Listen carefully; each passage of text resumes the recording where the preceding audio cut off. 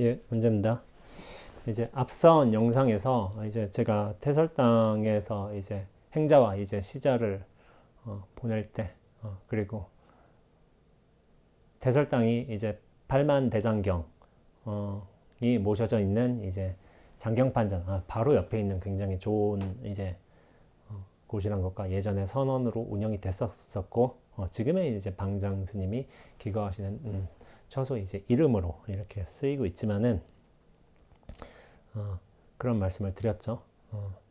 근데 이제 참 지금에서 돌이켜봐도 그래요. 제가 무슨 복이 있어서 그렇게 좋은 데 지냈나라는 생각이 들어요. 노장진과 만난 것도 어떻게 보면 인연이겠지만은 특히나 이제 제가 태설당이 선원으로서 유명한 이제 곳이었는데 그 선원 중에서도 어르신이 이제 지내시는 염화실에 시자로 들어가서 거기서 지냈거든요. 그러니까 참 선수행을 하는 납자이기도 하지만은 한국의 대표적인 선승이신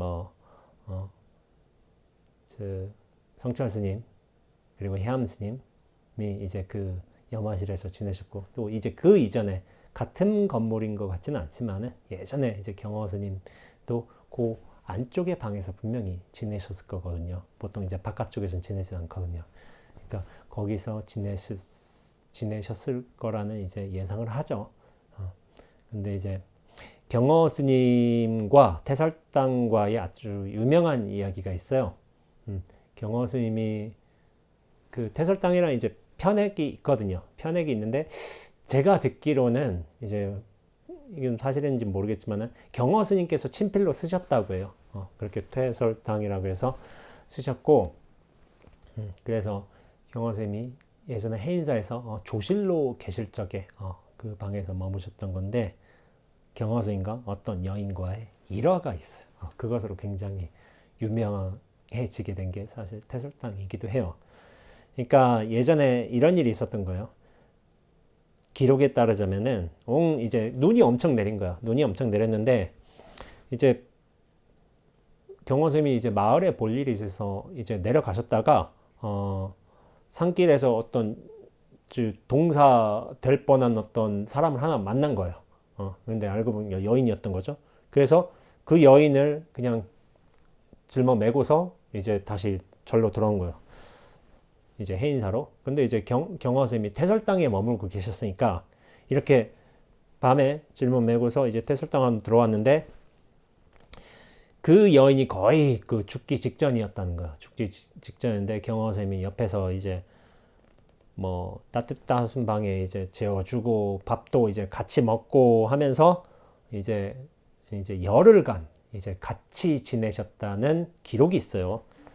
근데 이게 참 큰 어른께서, 큰절의 어떤 어른 스님께서 여인을 당신이 지내시는 방 처소에 들이셨다는 것도 그렇고 같이 열흘 동안 숙식하면서 지내셨다는 게 이게 사실 보통 일이 아니거든요. 도대체 누군지도 모르는 저 여인을 들였으니까, 그래서 그걸 누가 염려하냐면은 제자들이 되게 염려하는 거예요. 근데 이제 경허 스님의 상수 제자가 누구시냐면 만공 스님이세요. 그러니까 그 만공 스님 같은 경우에는 이거 사실을 안 거죠. 경허 스님이 어떤 여인을 데리고 와서 같이 지내고 있는데 이 사실이 밖에 사람들한테 새 나가면 안 되니까 항상 이제 퇴설당을 지키고 있는 거예요. 지키고 있다가 나중에 이제 그렇게 말씀하신 거죠. 이제 스님 해가지고 이렇게 부른 거예요. 그러니까 누구냐 하면은 이제 경허 스님이 저 만공입니다 하면은 그래서 뭔 일이냐 하면은 이제 제가 드릴 말씀이 있습니다라고 한 거예요. 그러면은 경허 스님이 가라라고 한 거예요. 왜 가라고 했냐면은 무슨 말을 할지 아시는 거예요. 분명히 저 여인이 나가야 될 듯합니다. 라고 그렇게 말씀하신 거를 예상하니까 너한테 들을 말 없다 가거라라고 한 거예요. 근데 이제 그런 거예요. 경허 스님께서 그렇게 여인과 들어간 지 열흘이 되도록 대중 앞에 안 나신 거예요. 그러니까 대중들 사이에서 무슨 말이 도냐면 경허 스님 아프신가 보다. 아프시니까 우리가 병문안이라도 가야 되겠다. 이런 말이 돈 거죠. 근데 망공 스님은 경허 스님께서 어떤 여인과 방에서 계신다는 걸 알기 때문에 그걸 철저하게 좀 막으려고 했어요. 막으려고 했어요. 그래서 좀 여러 사람들이서 오니까 그걸 철저하게 막으려 했는데, 공양이 그래도 거기가 이제 2인분이 들어가잖아요. 저 여인도 있으니까. 그래서 또 한 번 찾아온 거야. 스님 하고서 좀 그러니까 답이 없으신 거예요. 답이 없으셔서 그래서 슬쩍 이제 문을 열고 들어간 거죠. 들어갔는데 여기서 이 기록이 저는 사실인지는 약간 의심스럽지만은 약간 뭐랄까 좀 드라마틱한 상황 설정을 일부러 만든 것 같지만은 그 기록에 따지면 이제 그런 거예요. 아무 대답이 없으니까 망공 스님께서 들어가셨는데, 방 안에는 이제 뒤엉켜 있는 한 쌍의 남녀가 있었다는 거예요. 남자는 당연히 이제 경허 스님이겠고, 여자는 이제 그 여인이었던 거예요. 그런데 자세히 볼 수 없었지만은 이제 경허 스님이 이제 그 여인에게 이제 자신의 팔을 내주고서 이제 그렇게 잘 수 있도록 해주고, 경허 스님은 이제 그 여인의 어떤 치마폭에 딱 다리를 올려놓고서 그렇게 코를 골면서 이제 주무셨다는 거예요. 기록에는. 그러니까 망공 스님은 경허 스님 혹시나 깨실까봐 이렇게 천천히 이제 나오려고 하는데, 방 안에서 어떤 고약한 냄새가 진동을 한다는 거예요. 그래서 야, 이게 무슨 냄새지 하고서 너무 이제 어디 원인이 있나 하고 속 찾으러 이제 돌아다니셨단 말이에요. 근데 나중에 그 냄새가 나는 곳을 슬슬 가다 보니까 분명히 그 어떤 몸에서 나는 냄새인 거예요. 그래서 조심스럽게 이제 그 근원을 살펴보다가 이 여인한테서 나는 냄새를 알았어요. 그러면서 어떻게 되냐면은 나중에 이제 여인이 뭐 어떻게 뭐 옷가지라든지 이렇게 해서 얼굴이 쓱 이제 덮여 있었나 봐요. 근데 그 얼굴을 보려고 이렇게 싹 들었는데 이제 그 옷가지를 딱 들춰냈는데 이제 깜짝 놀라셨던 거죠. 왜냐하면은 그 여인이 그냥 일반 여인이 아니라 문둥병에 걸린 여인이었던 거예요. 그러니까 문둥병에서 이제 살이 떨어져 나간다고 하잖아요. 이렇게 코가 이제 떨어져 나가서 이제 구멍만 2개가 있고, 그러면서 피부는 이제 그 나병이라고 하지만 이제 썩어 들어가면서 이제 냄새가 골마 들어가니까 냄새가 난다는 거예요. 그 냄새가 지독하게 나가 있었고, 또 이제 손가락도 떨어져 나가고, 이제 얼굴은 이제 이목구비가 참 구별도 안 되고, 그런 여인과 경허 스님이 함께 지내고 계셨던 거예요. 그러니까 망공 스님은 깜짝 놀라셨죠. 깜짝 놀랐다가, 그리고 악취가 풍겨오니까 그 방 안에서 이제 계실 수가 없는 거예요. 살이 썩어 들어가고 있으니까. 근데 이제 그 절에서도 아무래도 그런 어떤 망공 스님이 그렇게 철저하게 이제 경허 스님을 지키려 했어도 아무래도 절집에서 이제 소문이 나게 되어 있거든요. 왜냐면 조실 스님 계신데 분명히 이제 한 분만 계셨는데 이제 공양이 2인분이 들어가고 있고, 그리고 경허 스님께서 열흘 동안 모습을 보이시지 않으니까 누군가가 그렇게 조사를 하려고 했을 거예요. 왜 안 나오시나. 그러다가 결국에 경허 스님 방 안에 어떤 여인이 들어가 있어서 그렇게 안 나오신다는 이제 소문을 들은 거예요. 근데 참 그때 제자들은 참 스승에 대한 신심이 대단했던 것 같아요.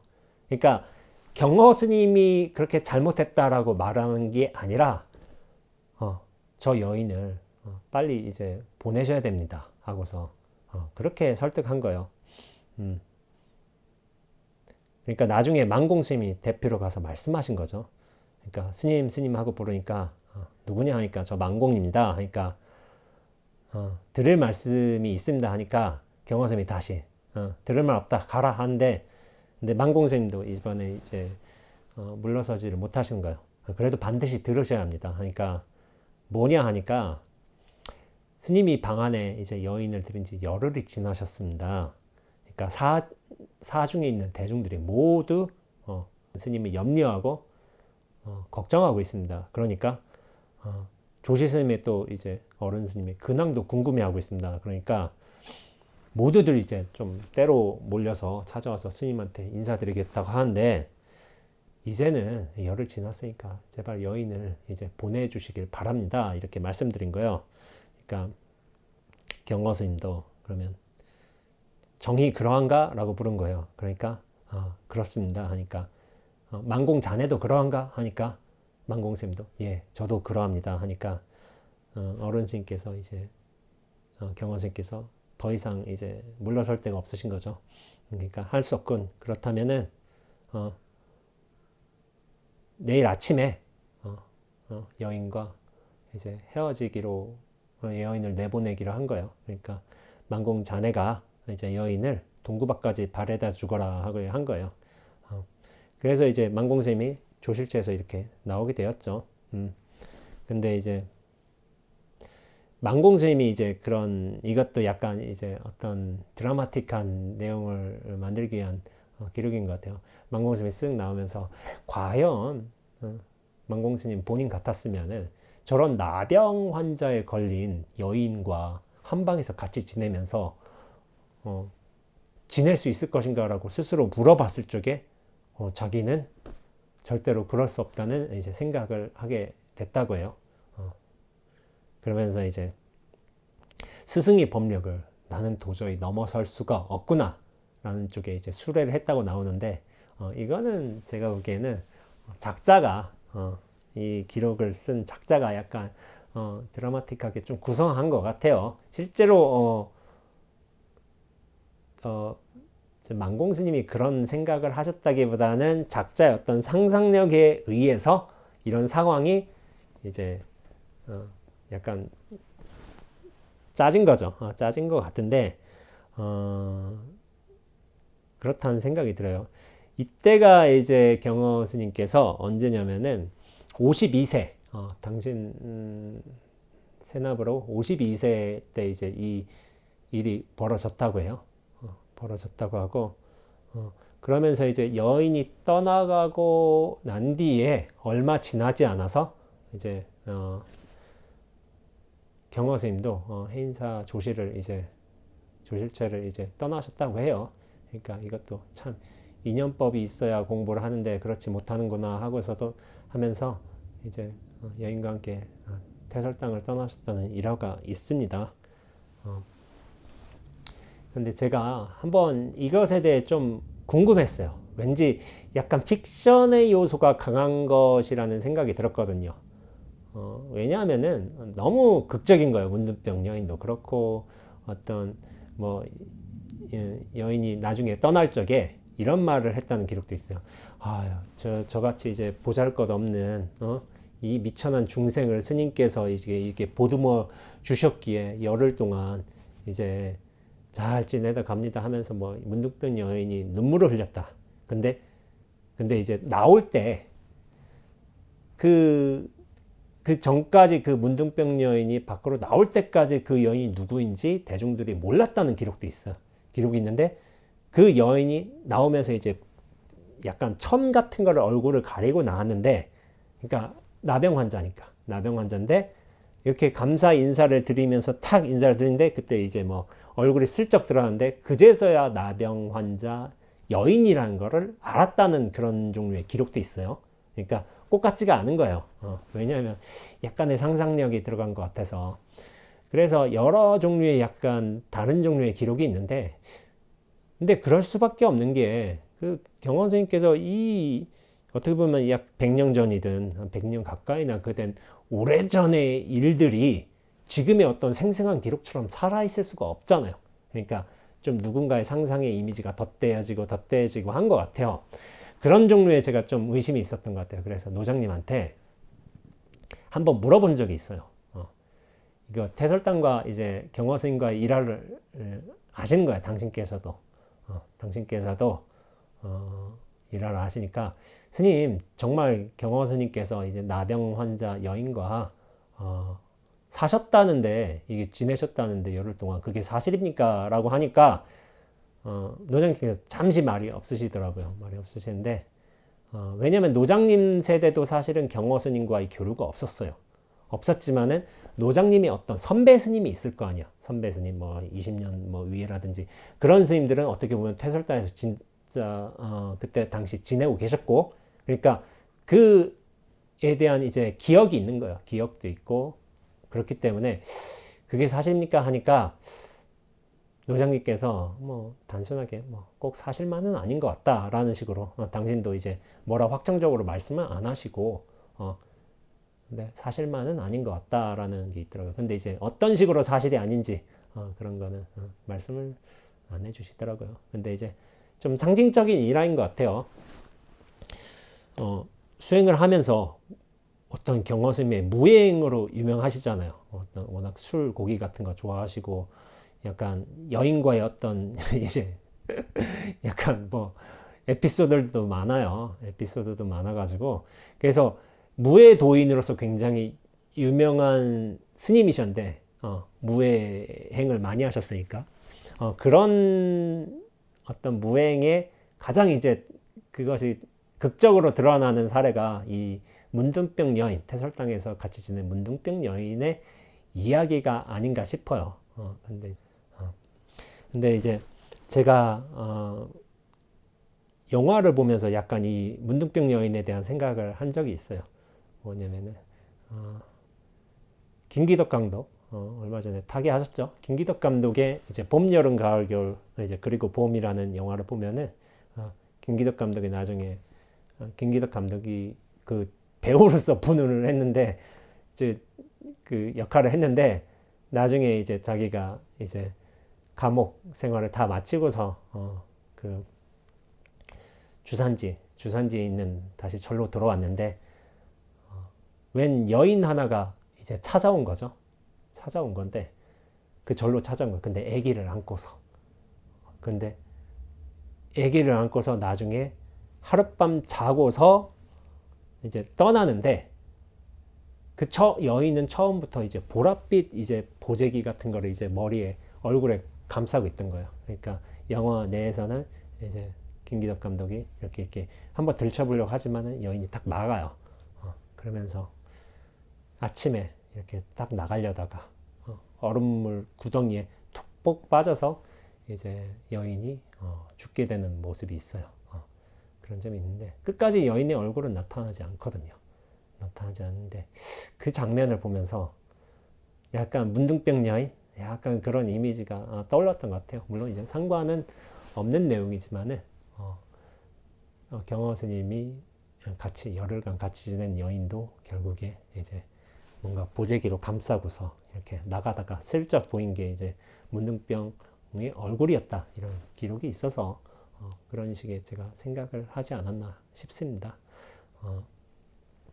이번은 경허 스님과 태설동에서 이제 과의 관계 그리고 여기서 있었던 문둥병 여인과의 어떤 만남과 기거에 대해서 잠시 이야기를 해 보았고요. 다음에는 이제 태설당에서 만난 로버트 서먼 교수에 대해서 한번 얘기해 보도록 하겠습니다. 예, 다음 영상 때 뵙도록 하겠습니다.